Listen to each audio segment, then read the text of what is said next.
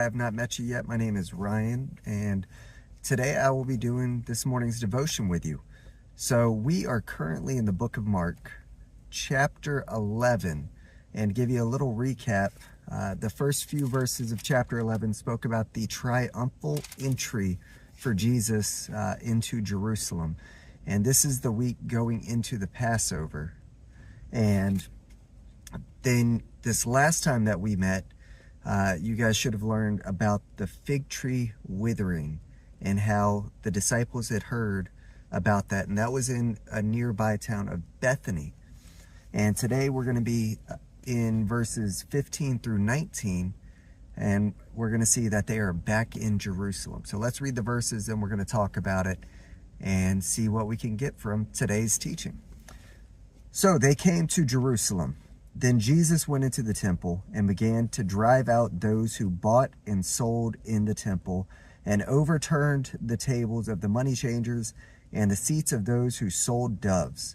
And he would not allow anyone to carry wares through the temple. Then he taught them, saying, "Is it not written, 'My house shall be called a house of prayer for all nations'?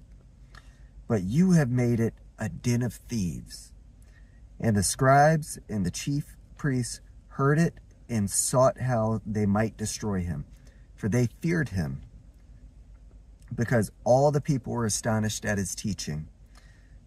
When the evening came, he had went out of the city. So wow, powerful section right here. And we see Jesus turn over tables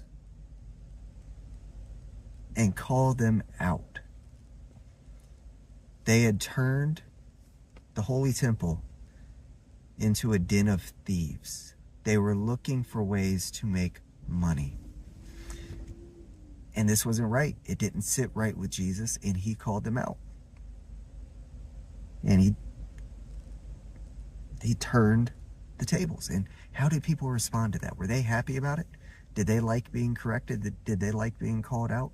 No, it spoke about the scribes and the chief priests here vowing to destroy him. Destroy doesn't mean like, okay, I'm going to just make him get run out of town. No, destroy here is they were ready to kill him. They were intimidated by him. It said that they feared him. Why? Because he was calling out the lies and the hypocrisies that were going on in that day. And he wasn't having any more of it. So let me turn it a little bit. There's a well-known church in our community that I went to a holiday shop to a few months ago. And I felt this same way.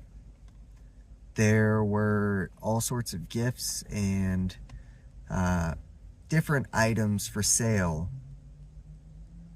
from all sorts of walks. Some of them were glorifying to the God, and others were just flat out blasphemous. There were curse words on different things, and there was no place for it to be in the church building.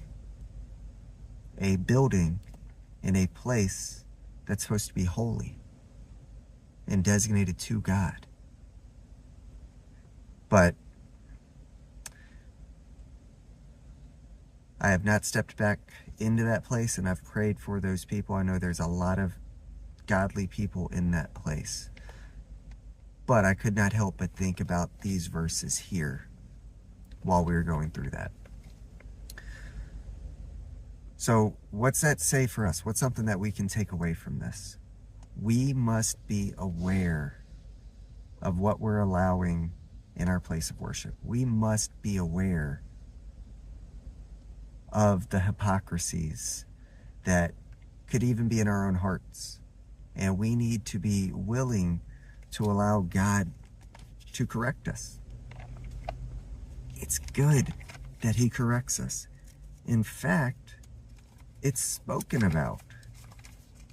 Pull it up. the book of Proverbs, chapter 3.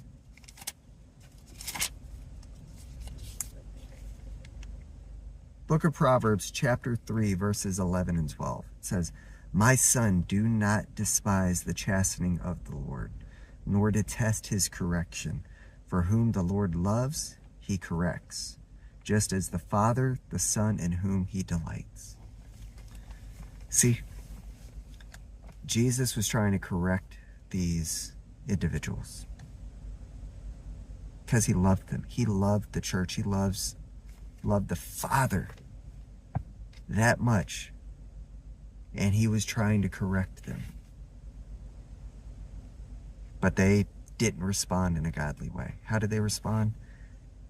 Absolute the opposite way. So let us be mindful of that in how we conduct ourselves. I hope today was a challenge for you. Don't look at it as though it's only those people or something like that. It could easily be us if we are not taking heed of our walks and our salvation. So let this challenge you guys. Hope you're equipped for the day.